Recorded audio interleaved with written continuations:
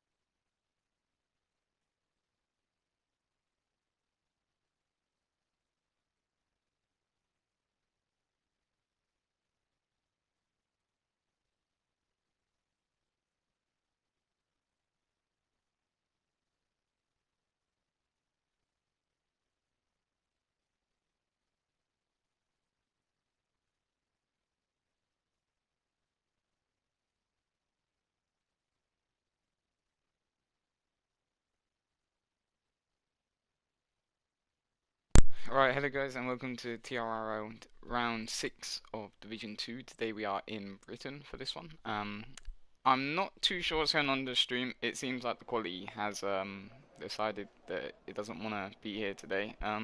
Hopefully it sorts itself out, or maybe it's just me. Maybe it's just me and the quality's alright for you guys. But either one, hopefully you'll still be able to enjoy the stream because I think the quality is bad, but if it's not, then great. We have got 13 drivers with us today. Obviously a few not being able to make it, but we'll see what these guys can produce in quali. Obviously the timing is 1 minute, but I'm on mute, aren't I? Am I on mute? I'm not on mute. It's okay. Obviously the timing is 1 minute behind for us. No, 1 minute ahead for us. Sorry, that's my bad. So the drivers will be going out soon once it gets to that 17-minute mark, I believe. So we'll just wait for the drivers to come out of the garages, and we'll go on board whoever comes out first, and then see um, what time they produce in their hot lap. And yes, it is time to see what strategy everybody is going for. I think a hard medium will be fairly decent. I think that's Alex Shady in the Red Bull that's just come out, or Anna Ferrari. So I don't who's out first, who's out first, who was? I think it was. No, it wasn't Creason. Definitely wasn't you. Who was it? I've missed them. Who is it? Wait, let me get up all the data quickly, guys. Um, it isn't Alpine. It must be Spillage. Spillage? No. Is it a Williams? No, it's an Alpine. So it is no. It's Blyther. There we go. That's the one I'm always forgetting. Right. So we'll stay on board with Blyther because he was first one out, and we'll watch him on his out lap, and then we will also watch him on his hot lap until he invalidates or sets a good time. Let's hope he doesn't invalidate. I'm giving him the best of luck possible, and we'll see what time he can produce. He is starting on the soft compound, so that's an interesting strategy, as I'd imagine some. There you go, Joe's going out on the mediums. There's the Beaker's going out on the softs, so it's FM Miller, Alex Shady on the softs. So a few drivers on the mediums. It looks like both Aston Martins on the medium tyres, and there's another two as well on the medium tyres. So we'll hop back on board with Blyther, as I believe he will be starting his hot lap rather soon, just going through the last sector now. And I'm dying. I'm just trying to sort out a few things out as well. Right, we'll stay on board with Blyther while he is about to start his hot lap. Obviously, the first corner is a rather nasty corner. If you turn too sharply heading into it, the wall is there to greet you on the right. So we'll see what time he can do and see if he can get past his first corner. And it looks to be that he has done it rather nicely. I'm not sure if he done that full throttle or not, but he did look to get it spot on, car position wise. So we'll see what time he has done through the first sector. I'm not sure what is a quick time through the first sector, so we'll have to go off Blyther's time to compare to others. So what time will Blyther set in the first sector? It is a 28.1, so we have to bear that in mind when compared to the others. So you guys go a little bit wide there into turn. I'm gonna quickly get up. No, I don't know what turn it was, guys. Just the left-hander. That's all you need to know. But anyway, coming into Cops, I know this one. I'm pretty sure everybody knows this one. And he does invalidate going through Cops corner. I know it's a very difficult corner, you got to turn in quite sharply. But we're now on board with Lewis the Beacon, as I know he was the next one behind Blyther. Obviously, we know he is very, very quick in qualifying. He has set some very quick times before in that Ferrari. He doesn't have his teammate today, which is unfortunate, so looks like he is going to have to carry the team for Ferrari. But looking good so far. Looking rather smooth through maggots and backwards. Is that? I believe so. I should know this. So looking good through there. And Blyther obviously just getting out of the way, because I'd imagine he'll be coming in this lap or maybe going for another push lap, but we'll see what time the Ferrari sets as he comes through the last couple corners now. So it's gonna be a 1:27.8. So I know that is a very good banker lap. So good job to him for setting a very solid banker lap. We're now on board with James, as he is another one of the top drivers we have here, who sets a 1:28.1, so not too far behind Lewis de Beaker, only a few tenths, but who is coming to the end of their lap. FM Miller, we'll see what time FM Miller, sorry, we'll see what time he is setting his crease, and just set to a 1:29.1, and also Jesper setting a 1:28.5. What time is FM Miller going to set? He's going to set a 1:28.1, so he does go a little bit further ahead of James there in the Alfa Romeo, so a very good lap from him, and also his teammate in the Haas of Scroll setting a 1:28 flat, so getting very close for the top four here. And I imagine some other people will be joining them, as what time does young white boy set? It's a 1:29.5. We have Gogo, probably my favourite name on the grid. Gogo, it's a good name. But he sets a 1:29.8, so not the fastest of times, but he is on the medium tyres. We'll see what time Joe's in the pits, never mind. We'll see what time Blyther, you on a hot lap? No, at Apex. We'll stay on board with Apex, as he is about to crush the line with a 1:30.3. So again, not the quickest of times, but definitely just trying to get that banker lap down. You don't want to push too hard and end up in the wall. But we'll see what time Blyther sets, as he invalidated his last one, which isn't very good. But I'm not going to say too much, because in the next division up I'm going to be invalidating every corner. So it looks like he is going to set a 1:29.3, so it puts him into P9, so a solid lap from him for his banker lap. And then Spillage, what time are you on? A 1:27.7. I'd imagine that's a pretty decent time, as we know Spillage is he's got a lot of pace. We haven't seen too much of him in qualifying, but definitely in the race he has showed a lot of race pace. So we'll see where he ends up on his hot lap now. Going through Cop's corner there. Not losing the back end through there, so he must have quite a stable setup. Looking good through here. He does drop down, I think, an extra gear. Maybe just braking it a little bit more to make sure you get the good exit. As he has got a nice little toe from Apex there, just in front of him, who I imagine is coming in this lap. So let's hope he doesn't get in the way. Oh no, it looks like he's staying out.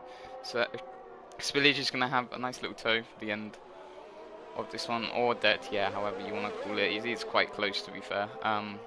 But it's going to be a 128.4 for Spillage, which just put him into P5. So again, not too far off that fourth, third, and second. And obviously first, Lewis Debika isn't too far ahead of Scroll, only 2/10 within them two. But we will now go on board with a driver who seems to be improving on their time, which is nobody. Well, Joe, we're back with you. He's on the medium tyres. Whereabouts is he on the track? I believe he's coming up the Cops. So we'll stay on board with him, and then we'll watch his hot lap and see how he does. As I believe that is an Alpine who has found the wall, and it looks like it's Creason going over there to sign some autographs with the fans. Quite lucky to keep his tyre on there, but just going to hobble back to the pits now and get that wing replaced.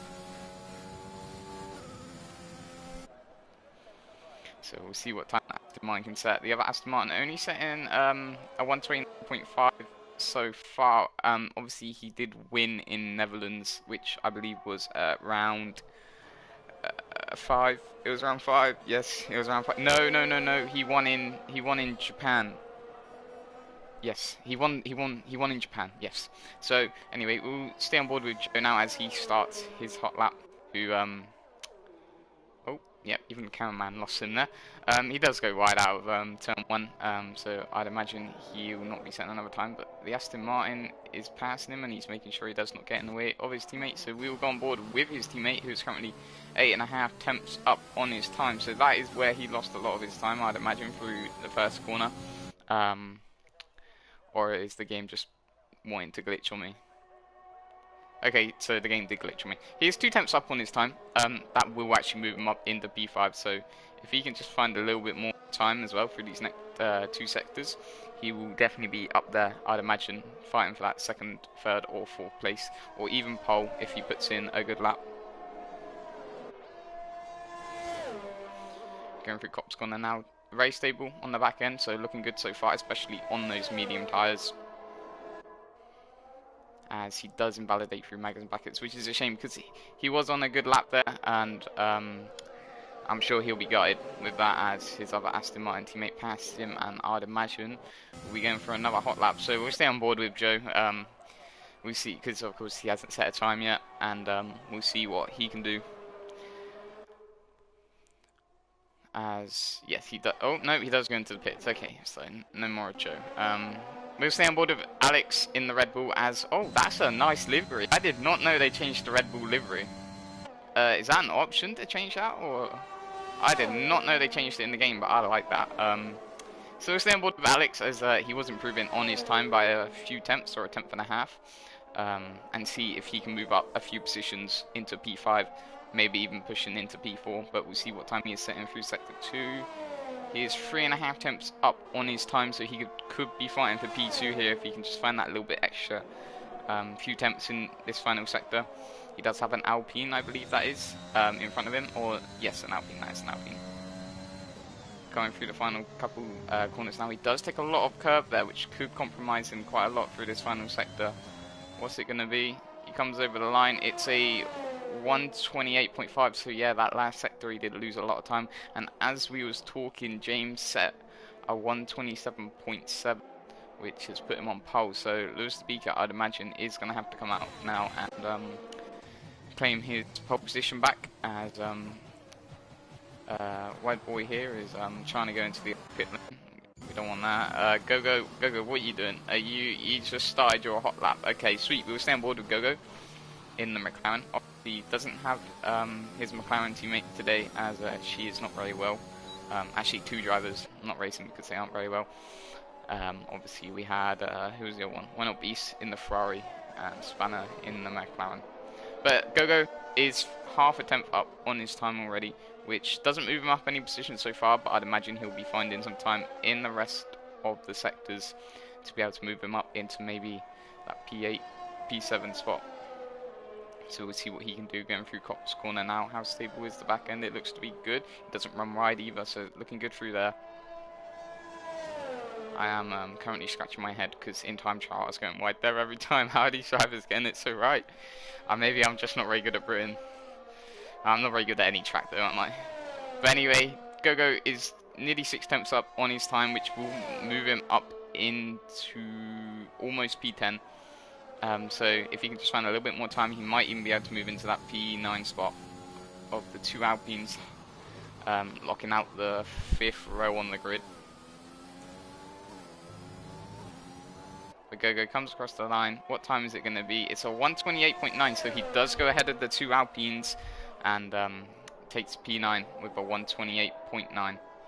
So we will now go on board with one of the Hasses. We'll go on board with Scroll as he is currently flying 2 tenths up on his time. Will he be able to take pole here? This could be close.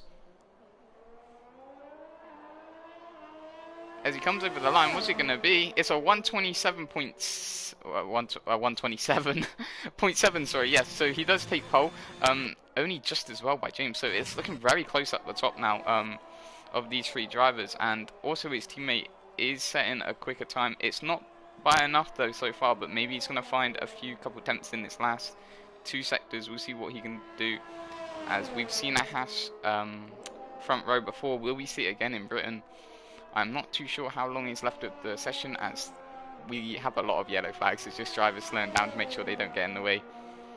So FN Nilla actually 2.5 tenths up on his time. So if he can find a 10th in this final sector, he might be able to push into that front row with his teammate Scroll. Coming through the final couple of corners now. He looking good through there. What's it going to be? As he comes over the line, it's a 127.8, so the top 4 all within 2 tenths of each other, and the Haas driver there planting his car and putting his car right behind his teammate there on the grid, on the 2nd row. So we'll now go on board with Creason, as I believe he has just started. No, Blyther. No, yeah, we'll stay on board with Blyther as he has just started his hot lap. And we can see if he can improve, as he is starting on those medium tyres. So he definitely wants to go for that strategy. And Joe, what's Joe doing? Joe's just doing some laps for fun. We'll stay on board with Joe, see what time he does, actually, because he hasn't set a time yet. It is a 128.8. So definitely some improvements can be made for Joe there, as I know he has got a lot of pace in the Aston Martin. But yeah, starting on those medium tyres, you definitely have the strategy advantage, but obviously starting in P9 is a little bit further back than he would want to be, I'd imagine. But anyway, Blyther now going through Cop's corner. Again, all these cars looking very stable through Cops. If you again through Maggots and Baggots. So I think I'm probably saying it wrong, guys. I probably say a lot of things wrong, and I'm sorry if I do. But nah, just somebody's just moved up a position. I don't know who. Because it says everybody's in the pits, no?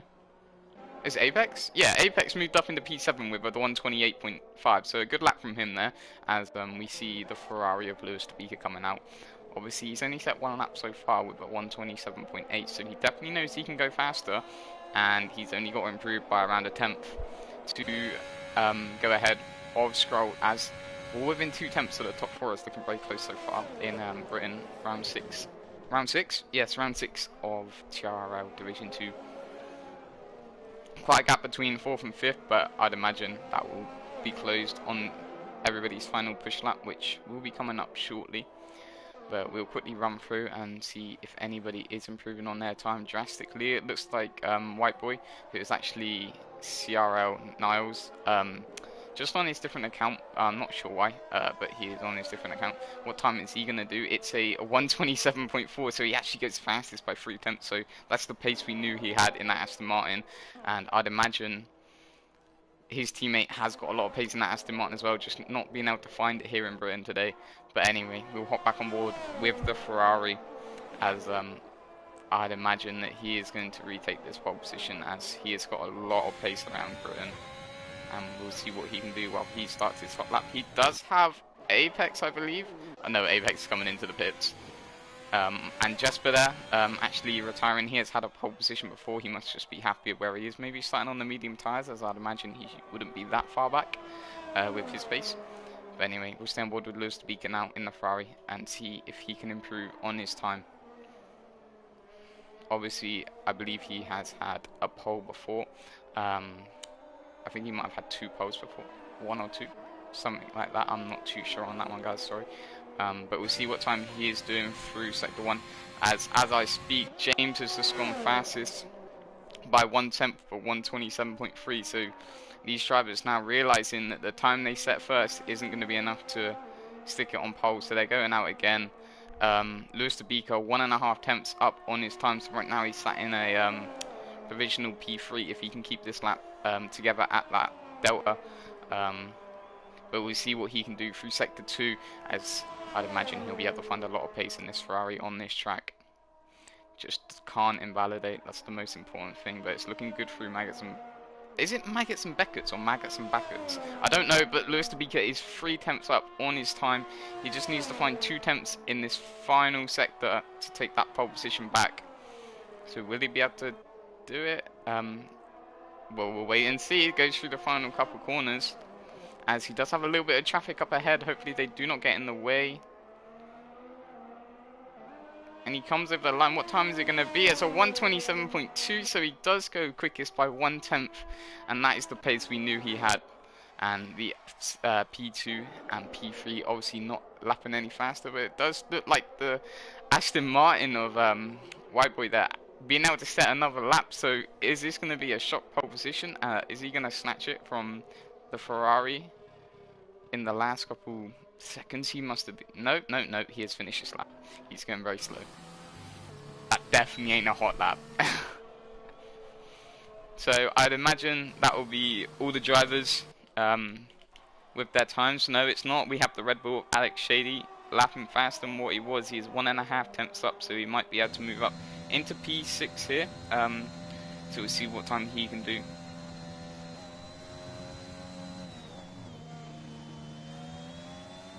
Taking a little bit of grass there on the exit, but hey ho, sometimes that may happen. All he's got to do is go half a tenth faster, and right now he's doing more than that. So will the Red Bull be able to put this into P6 from P9? Third row on the grid. Will he be able to take it? Going through the final corners now. What's it going to be? He does lose the back end a little bit. Is that going to ruin his lap time? No, it's not. He's going to take P6. So the Red Bull, they're putting his car into P6. And Joe and Gogo actually outside of the top 10 now. I'd imagine Joe will be absolutely raging at that time. But nevertheless, he gets to start on fresh tyres, which I'd imagine will be medium tyres, so this strategy might work in his favour. But Aston Martin looking strong in Division 2 as well as Division 1. Obviously the positions are similar as well. You have a Slider in P3 and then you have me in P11. Not much wrong there, but we're just waiting for the Aston Martin to slowly hobble round into the pits, and then we can get racing.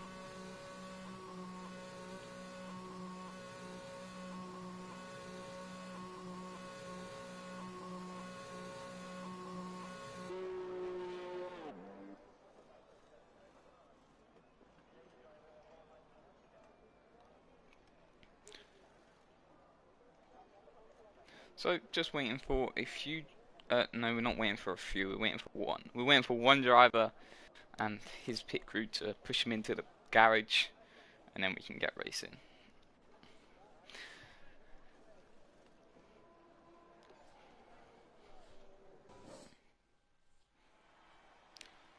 So Lewis de Beaker taking pole position by 1/10. What qualifying that was. James in the Alfa Romeo sat in P2, narrowly missing out on P1. White Boy putting his Aston Martin into P3, and Skrull and Nilla also putting the Haas on the second and third row. Alex Shady with a late lap there, putting his Red Bull into P6. Spillage and Jesper, the two Williams, in 7th and 8th. Apex in 9th on those medium tyres, as well as Jesper. Blythe also starting on the medium tyres. And then we have Joe in the Aston Martin starting in 11th. Gogo in 12th in the McLaren. And then to round it out, we have Kreisen in the Alpine in 13th.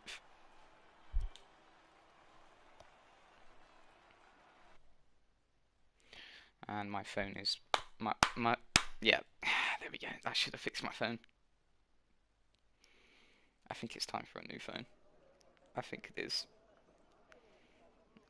I don't know what I just done, but if somebody's been kicked from the Discord, yeah, yeah, it's always a worry of my phone. Yeah, everything looks to be alright, so we'll get into the race. And now it does look to be a nice sunny day in Britain. Whoa, a sunny day in Britain. That's a shock. So 20 seconds until we get into the formation lap, or the drivers can just ready up and then. Oh no, they don't ready up. Sorry, they load in. So the ones with the slow Wi-Fi we will be waiting for.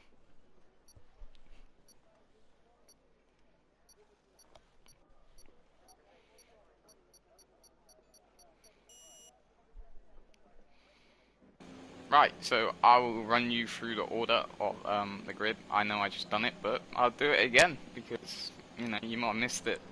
Obviously, we have 26 laps of Britain, which will be very entertaining. Probably many safety cars.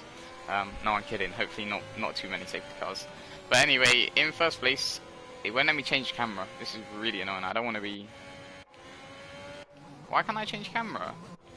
Well, looks like we're staying on this one. So, in first, we have the Ferrari of Lewis Speaker. I believe he has stuck it on pole before, and we do know he has a lot of pace in the Ferrari.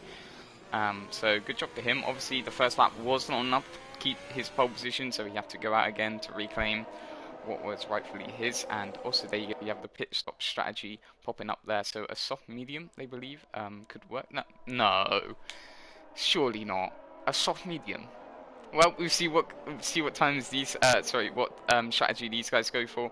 But anyway, in second in the Alfa Romeo, I believe he had his debut last race. Unfortunately, did crash out on the final lap in Netherlands while he was sat in P3, I believe. But a decent time from him in qualifying, as he nearly took pole position, but obviously the Ferrari reclaiming the pole position. Aston Martin driver, white boy, setting a very good time in qualifying, being able to take that P3 spot for Aston Martin. Then we have the two Haas drivers of Scroll and FN Nilla, been here since the start of the season and very consistent and very good drivers. Then we have the Red Bull of Alex Shady. That very late lap that he put in was enough to take P6.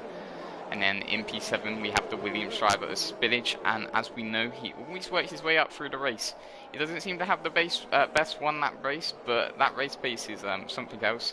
And then 8th we have his teammate behind him, starting on the medium tyres, so maybe Spillage will play the team game and let him by. And then in P9 we have Apex, also starting on the medium tyres in that AlphaTauri. Doesn't currently have a teammate, so if any of you want to join, we'll have to get your child and see if you're not too quick for this league division. Anyway, I'm joking, the drivers in here are quicker than me. Then we have Blyther in 10th in the Alpine, and then Joe, not being where I'd imagine he would want to be in the Aston Martin in 11th. Gogo in 12th again, I'd imagine he would want to be further up the grid, and Kreisen rounding out the grid in 13th. And we do have a very quick bunch of drivers here, so the mid-pack varies quite a lot. But anyway, we'll wait for the lights to go out and the drivers to get going. We'll wait for the drivers to get going when they go. And it looks like they're out. It looks like the Haas driver of Scroll does not get a very good start at all, as his teammate Ethan Miller already passed him as well by Spillage being passed. And then further up the pack we do not have anybody making moves, but Alex Shady also. Oh, that's Alex Shady in the wall with the Red Bull. That might be a safety car, I'm not too sure, but Alex Shady, he's still in, so it looks like he didn't lose a wheel there, a wheel there, which is very surprising. But working their way up is Spillage and Jesper. Joe as well, also having an amazing start, moving up into P7 already. A little bit further back we had Scroll, who lost a few positions at the start, but it looks like the top 8 aren't really moving anywhere yet, as we have Apex and Blyther battling for that P9 position, both on the medium tyre compound, so they're looking to go long in this race. Gogo, Cruising looks like they haven't moved up any positions. Obviously, Alex Shady going to be hobbling back to the pits to get that wing change. But further up the field, we do have the Alfa Romeo attacking that Ferrari as he. Oh no, no, I'm sorry. The Alfa Romeo's got past the Ferrari. We have the Ferrari attacking the Alfa Romeo, and obviously the Aston Martin there just sitting behind like he always does, waiting for that move to be made and waiting for a mistake to capitalize on that. Capitalize on, and that looks like a yellow sector 2. Who is that? I do not know. But we can see that the two Williams drivers going side by side, and it does look like Spillage does give up the position to a teammate who I'd imagine will charge on in this race now. But moving further back up the field, we do have the Ferrari attacking on that Alfa Romeo, as he will want that position back that he lost at the start, which we somehow missed. Well, I somehow missed, which I'm incredibly sorry for. And Alex Shady there coming into the pits to get his wing changed. A little bit further back, I believe that was... Is he making the move? No, no, no. I'm seeing things.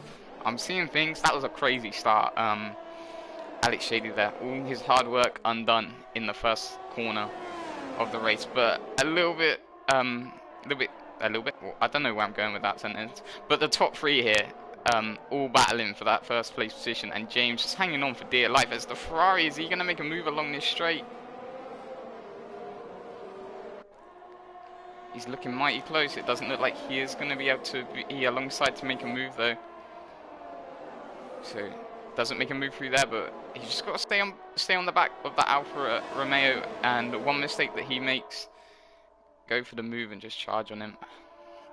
And obviously we have the Aston Martin staying out of trouble and just waiting for the mistake of these two drivers to capitalize on. Maybe I should take some notes from the Division 2 Aston Martin driver. You know, maybe I should sit back and wait, because I'm normally the one causing the trouble. But a little bit further back, we have Cruising on the back of Gogo. Will he be able to make a move going down the straight? No, it doesn't look like he's going to be close enough. As I say, Joe has been overtaken by Apex. So we do know Apex has got good pace, but I was expecting Joe to be moving up the places in this race.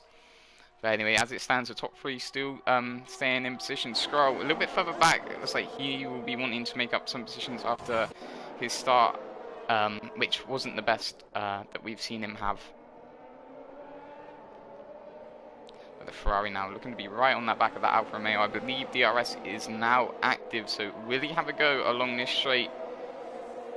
There we are, the DRS is open. So is he going to be able to be close enough into this final corner? It doesn't look like it. Will anybody else make any moves? FM Miller looks to be defended from Jasper. It doesn't look like anybody else will be making moves. However, I say that Cruising has made a move down the inside of Gogo there in the McLaren, but we'll move back up the field and watch this battle between the Ferrari and the Alfa Romeo as they go through Copse Corner now.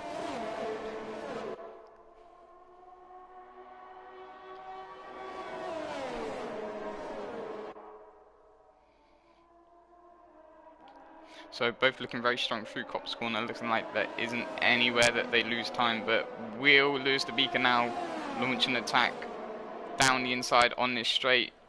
Looks like he's going to be able to make a move. Does James go defensive? No, he doesn't. Lewis the Beaker goes to the inside. Would he make it stick? It looks like James has just got in front out of that corner. And as I speak, Jesper and FM Niller also battling for that 4th place position. Who to watch, I do not know. But now the Aston Martin is also looking to attack, as he always does at the right time. But the Ferrari, the Aston Martin, both attacking, and the Alfa Romeo defending for dear life there. And also Jesper looking to attack onto the back of the hash driver of FM Niller. FM Niller doing a very good job at the moment, but he is holding up his teammate in doing so. I'd imagine, obviously, the Williams in a hash sandwich right now. But will the Ferrari be able to make a move this time down the straight? He goes down the inside. Will he be able to make it stick? Yes, he will. I believe he will.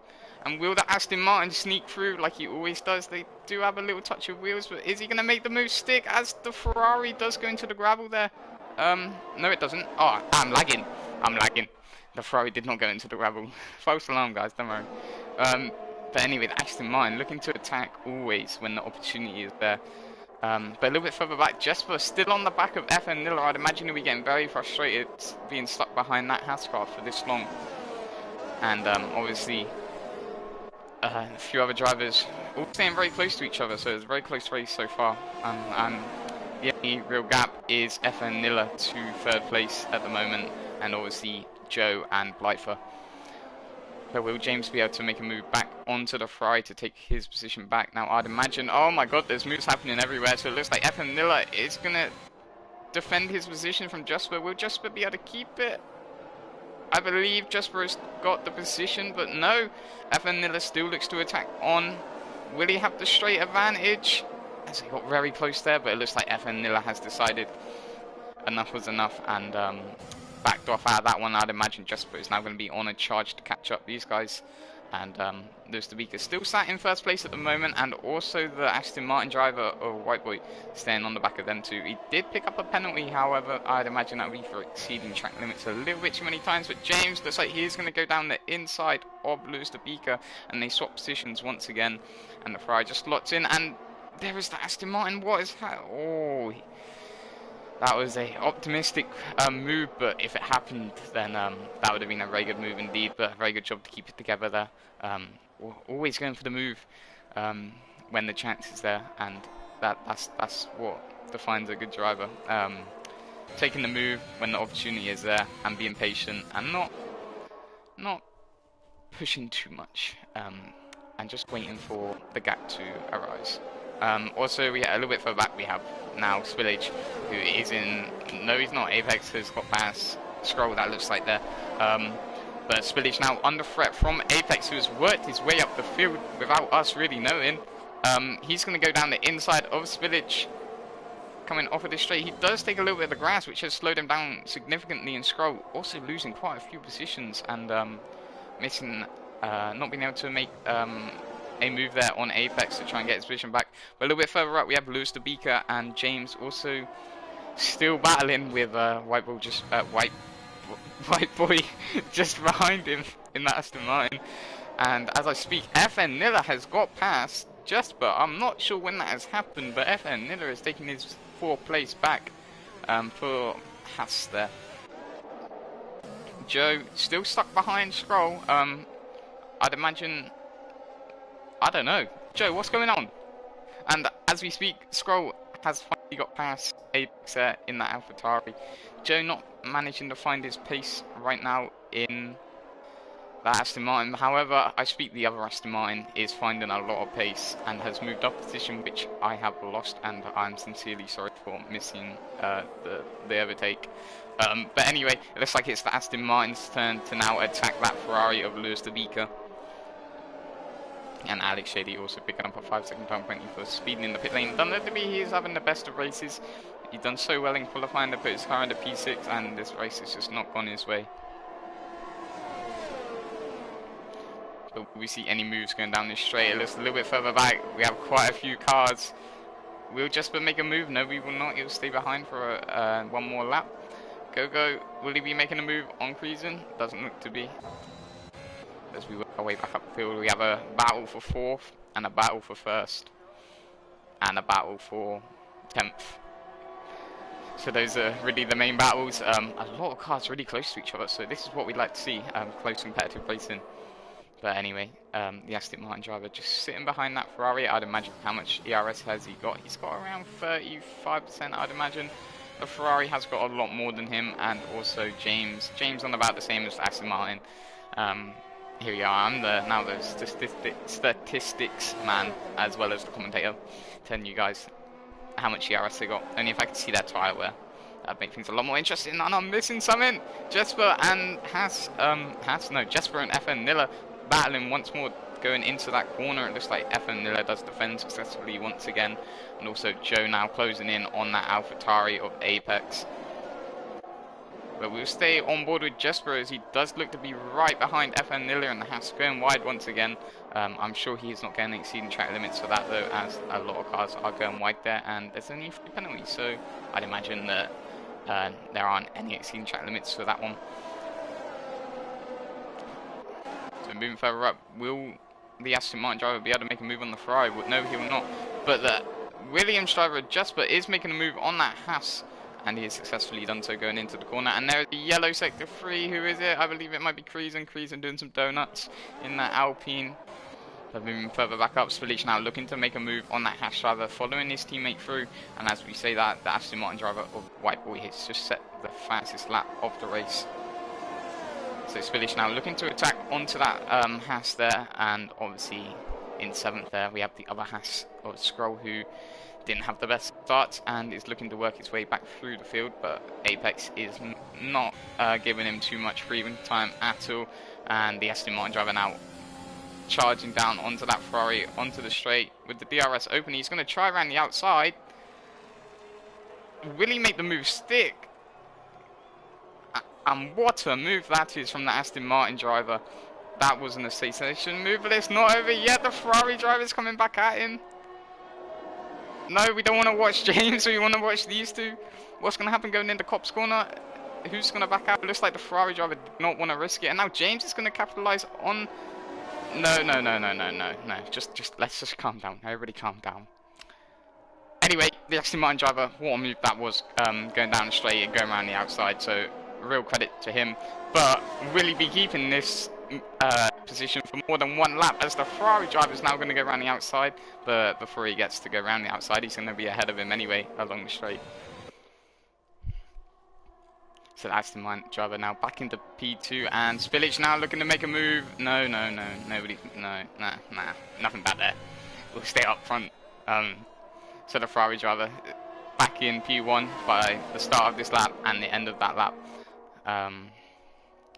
So we'll stay on board with these three as they are very close. We're also keeping our eye on Spillage onto the back of the Haas. And as I speak, Jesper has formed a little gap between him and the Haas driver of FN Nilla, who kept him behind for quite some time. And now Jesper's going to look to charge on to get back up to the pack of these three drivers here. We have seen him fight in the pack with them, as the Aston Martin driver does try to go down the inside, but there isn't enough gap there for him to do so. He does back out smartly. There he is on the back of that Ferrari, and as I speak, FN Nilla and Spillage, what's happened? Spillage, he's had a little spin there, so not good from the Williams driver there. We'll go back on board with these three, as this is a rather entertaining battle.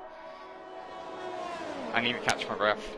But anyway, the Aston Martin driver still attacking onto the back of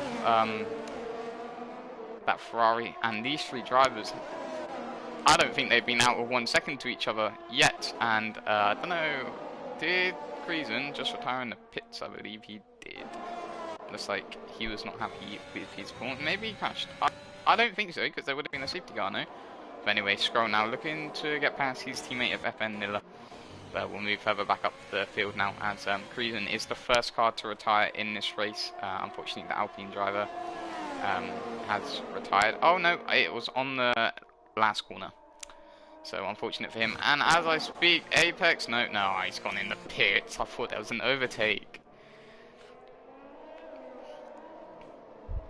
But anyway, we'll stay on board with Lewis de Beeker and the Aston Martin driver of White Boy and James, as these three are still battling for that P1 spot. And will James make a move into P2? Maybe enough is enough, and he wants that time now to attack first place, as he has been sat in third place now for a few laps longer than he would have wanted. And as I speak, Jesper starting to appear in the distance of the top three and saying, hey, don't forget about me, I'm here for this battle as well.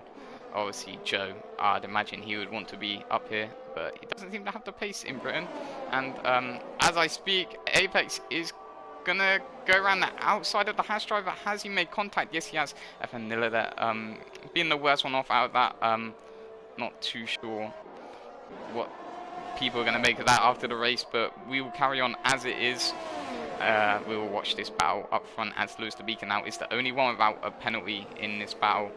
I imagine the other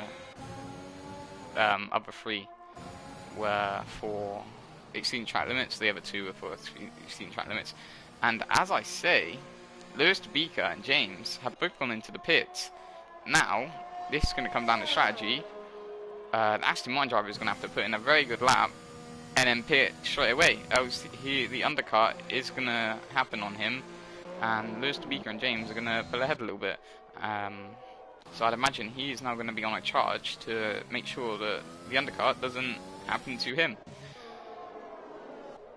So any other battles? No, not really. Not many. Oh, somebody spun there. Am I seeing things again? I think I might be seeing things again. Yeah, I'm not too sure. But anyway, we'll stay on board with Lewis Topeka and see where he will come out after the other drivers do make their pit stop. That's Alex Shady there, gets a 3-second time penalty for multiple warnings, which will be exceeding track limits. And Blyther has pitted, hasn't he? Has Blyther pitted? No, Blyther has not pitted, never mind. I thought Blyther was somehow in this battle, because he's only 2.5 tenths behind James, but he has not pitted yet, so we will we'll stay on board with Lewis Topeka in the Ferrari, as currently no other battles are happening on the track, which is quite a surprise, because not long ago we had several battles happening at once, and Alex Shitty there just going off through Maggots and Beckett's, or Beckett's, one of the two, whatever it's called. But anyway, White Boy does finally come into the pits. We'll see where he comes out, as Lewis Topeka and James now not too far behind, so this is going to be very close, and Lewis Topeka actually just set the fastest sector 2 in this race. So we will see where he comes out. Alex Shade again, another 5-second penalty for speeding in the pit lane. And he's actually retired from the race, so he's had enough hobbling around in the last. Really unfortunate for him, as he was really unlucky along at the start of the race there, losing it on turn 1. But where is the Aston Martin driver going to come out compared to this Ferrari? Would he come out ahead of James? Yes, he will. So Lewis Topeka did put in a flying lap there to, I believe, keep his P1 position, but obviously pulled quite ahead of James there as well. So there is quite a big gap, the biggest gap of the race between these three drivers there has been so far. So we'll see if that gap does close or whether it increases, as I'd imagine. You can see there, Gogo losing around 2 to 3 seconds a lap to Lewis Topeka, showing that the pace difference and obviously the tyre advantage as well. So we'll go on board. How much? So it looks like Lewis Topeka does have around 25% ERS, and the Aston Martin driver does not have a lot himself. Neither does the Alfa Romeo driver, but he does have the most optimal. So we'll see if this gap does close down or not, or maybe a safety car will make an appearance in this race, and that will mean they all bunch up together. But right now, as we speak, Jesper currently leads the race. Obviously on those medium tyres, he's on a different strategy, which could play a big part into the end of the race, and maybe we will see him battling for that podium spot near the end of the race, as we do know he has got a lot of pace, but being stuck behind those cars for so long wouldn't have done his tyres any good, as Lewis Topeka in the Ferrari has just set fastest lap. But the thing is, White Boy has stayed right behind him in terms of their distance, so I'd imagine the lap that, it just proves me wrong all the time, doesn't it? So White Boy's fastest lap is around 1 second slower than, oh no, it's because it was his out lap, wasn't it? So yeah, White Boy must have set a very decent lap as well, as he does seem to be closing the gap between him and Lewis Topeka. And as I speak, Blyther and Scroll's looking to get past that Alpine, so we will stay on board for this battle here. As we know, Blyther has not pitted yet, and Scroll has, so I'd imagine this will be quite easy for Scroll, being on the much rusher tyres that he is. You can actually see there quite a lot of upshifting through that corner from Scroll, making sure he gets the most grip out of it as possible. And now the car sounds like it's about to blow up. That's just an audio glitch, guys, it's not Scroll, I promise. But we'll stay on board with him as he tries and gets past the Alpine or Blyther. It is the Alpine, yeah? Alpine or Blyther, yeah. So I'd imagine if he had to make a move at the end of this straight, it is going to be close.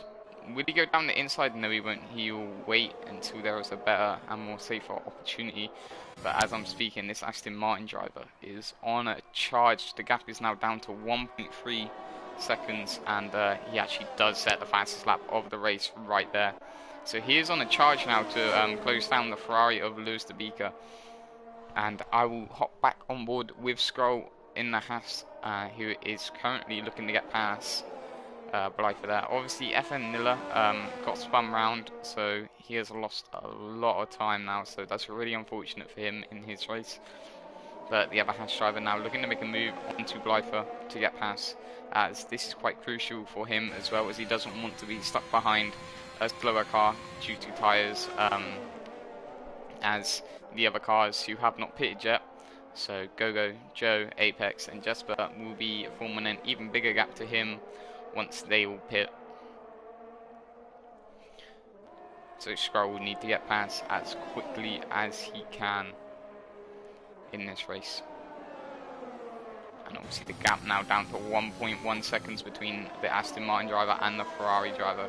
So it's looking like we're going to have a nice little battle forming soon. And I would imagine once they're battling, James will be able to catch up himself. But anyway, Skrull now, will he be able to make a move this time on the straight, as he does seem to be a lot more closer onto that Alpine this time? Will he make a move? Yes, he will. Go down the inside. Will he make it stick?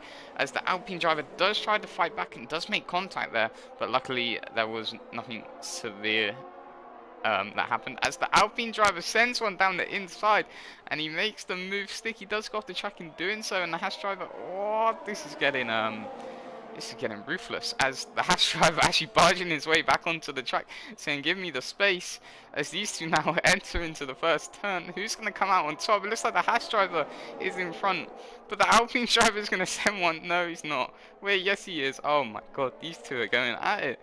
And the Alpine driver looking like he's going to go for the switchback on the Haas driver. This is amazing racing. But it looks like the Haas driver is going to be able to keep that position. But the Alpine driver is now going to have the DRS and going to retake the position, pushing that Haas driver as wide as possible, who actually does go onto the grass. So it looks like Skrull is now going to have to catch up Blyther a little bit more. But Blyther showing that even though he may not be fighting you for position due to pit stops, he ain't letting you pass. And that is a yellow sector 2. Who is that? That is Spun. It's like Skrull. So after his battle with Blyther, it does look like he has lost it on the exit and hit the wall. But anyway, oh no! The Aston Martin driver has lost quite a bit of time between him and the Ferrari driver. So it doesn't look like there will be... there's a virtual safety car. We wanted a full core safety car. That is why the Aston Martin driver lost so much time to the Ferrari driver. But we wanted a full core safety car. But this does benefit Jesper an awful lot, because now Jesper is going to come out into P3. P3. No, P4. Technically P3 because Apex still needs to pit. But Jesper now... Jesper's actually been given the P2 spot, so... The Aston Martin driver was given an illegal overtake on Jesper there while he's coming out of the pits. I don't think that's too fair on the Aston Martin driver, but Jesper now looking like he could actually win this race, because he is on that soft compound, which is fresh tyres, while the other ones are on mediums. And also, oh no, Joe's a little bit too far back. Let's not get too excited for Joe. But anyway, it looks like we have restarted, and Jesper and White Boy obviously very close together, but I'd imagine Jesper's going to charge on. White Boy's going to tag along on the back of Jesper, and we're going to see another battle being formed between these drivers. I don't know what's happened with Skrull. He's been disqualified from the race. Not sure what's happened there. Must have been the game glitches. I'm sure he wouldn't do anything reckless. But anyway, I'd imagine now Jesper's just going to charge on and try and catch up to Lewis Dabica. But the thing is, Lewis Dabica is keeping that gap to 2.2 seconds so far. So does Jesper even have that pace in the Williams on the fresher tyres and the softer compound to catch Lewis Dabica? And as I say, they've managed to gain 1/10. But anyway, as I said, the Aston Martin driver tagging along with the DRS, and then Jesper do all the hard work of having to catch up, and he's just going to tag along for the battle at the end of this race. As I move a little bit further down, we have Gogo on the back of Joe. Gogo looking to get past. He is on the soft tyres. I do not know if he is on fresher tyres or not, but I'd imagine he might be making a move on the straight, on the next DRS straight, which is coming up.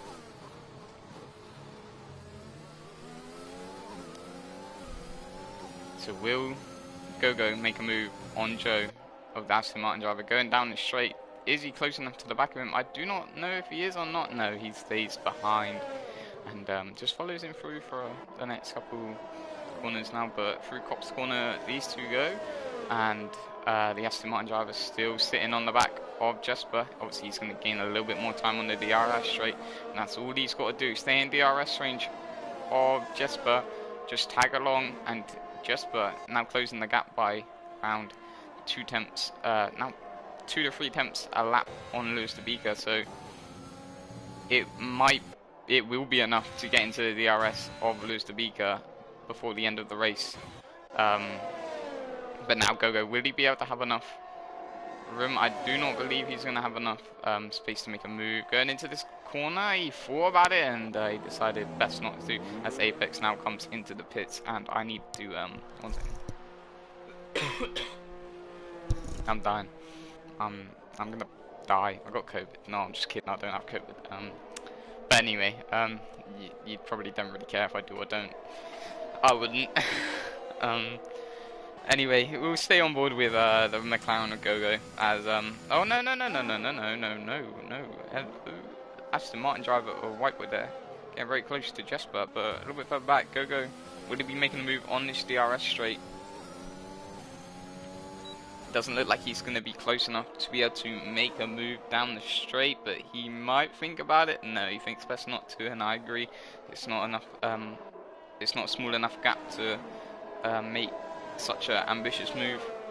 But anyway, the Aston Martin driver is staying on the back of Jesper. As always, he's gone through the DRS detection zone, so we know he's going to get DRS. And Jesper now, the gap is now down to 1.7 seconds between him and Lewis de Beeker, who is just trying to charge on, make sure that that gap doesn't get closed too quickly.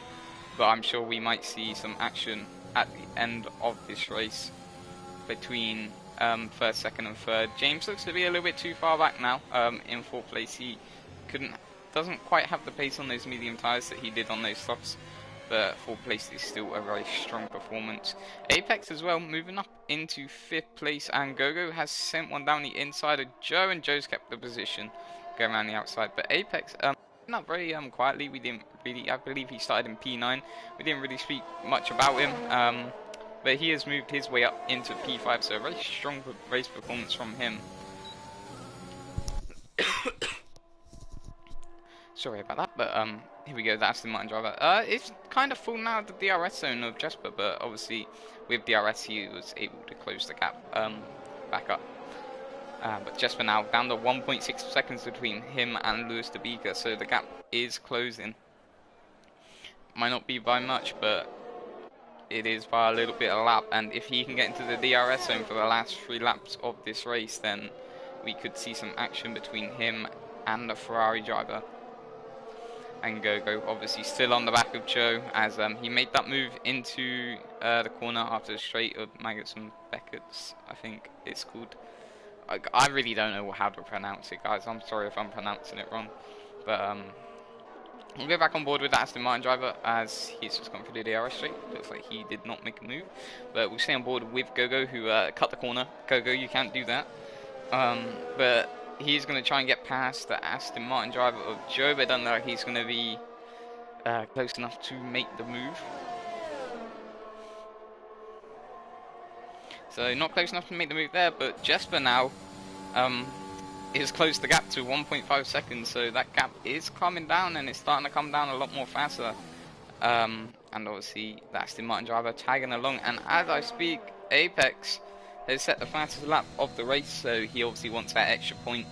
12 seconds behind James. I don't think he's going to be able to move up a position unless something significant happens among the top 4 drivers, but he wants that extra point to be able to add to his tally in the standings. But now Jesper only 1.2 seconds behind Lewis de Beeker, so we will see some action between the Ferrari driver and the Williams.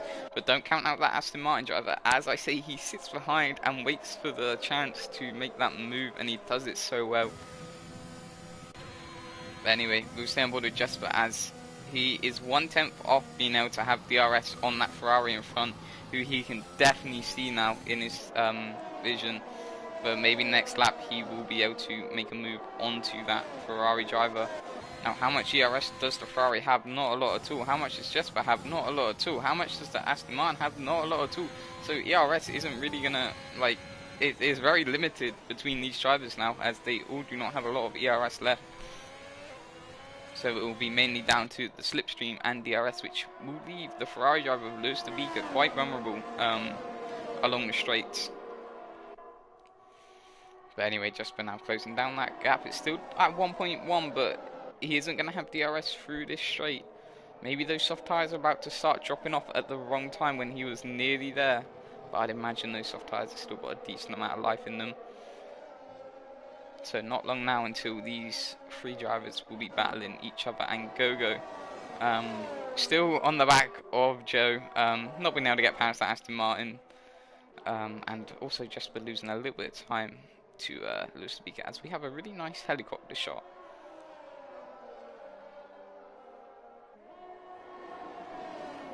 But anyway, the gap is now down to 1.1 seconds, and it is nearly in the DRS zone. So will Jesper be able to push into the DRS zone? He is almost there, and the Aston Martin driver has got to be careful as well to make sure that he does get DRS, which he has gotten. But Jesper has just missed out on the DRS. I keep calling it ERS. DRS with the Ferrari driver. So I'd imagine that next lap, or maybe the lap after that, like I said, the last 3 laps, so lap 23, lap 24, these guys will be fighting each other. So I'm pretty proud of myself for predicting that pretty, like, bang on, almost. I should be a strategy for that. No, I'd be terrible. I can't even get my own strategy right for my race. Ended up starting on mediums, finish on mediums. Medium, and then get disqualified for the race for using the same compound. Nah, I'm just kidding. Anyway, the Aston Martin driver looking to close that gap a little bit more between him and the Williams to make sure that if he does get past that Ferrari, that he is sat right behind them, waiting for a move. But Jesper is struggling a little bit just to get into that DRS zone. So every single time he's nearly in it, Lewis de Vega's like, hold on, I need to speed up a little bit here, and takes a little bit more risk on the corners.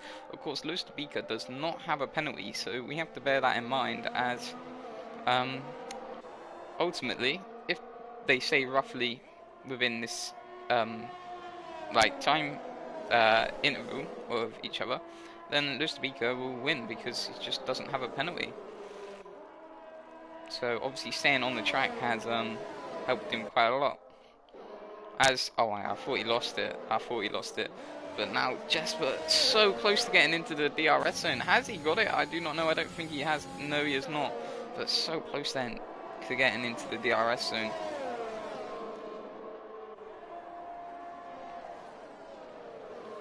But now the Aston Martin driver closing down Jesper in the Williams.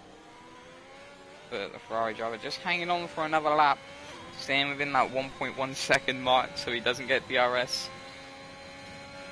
A little bit further back, we still have Gogo trying to get past Joe. As you can see, they're closing down on the straight, but it doesn't appear to be enough to make a move. But we'll stay back on board with Jesper and Lewis de Vega, as these two are now nearly battling for first place. Jesper just needs to find that little bit extra time to be able to push into that DRS zone, else his tyres are going to start dropping off within these next 3 laps, I'd imagine. Not by much, but by enough for Lewis de Vega to hold on to his position. But I'd imagine now Jesper's not thinking about the win, and he's thinking about how can I keep this P3 spot, as I believe no, that's the wrong one. How many penalties do these guys have? They both have a 3-second time penalty. So as I say, James, Jesper, you can't get wide there. No, I'm sure it's okay, but he would have lost a little bit of time there to the Aston Martin driver. But as you can see, the penalties there, James was actually in this fight. We just didn't. No, oh my God, James has got more penalties than the other 2. I don't know what I'm on about.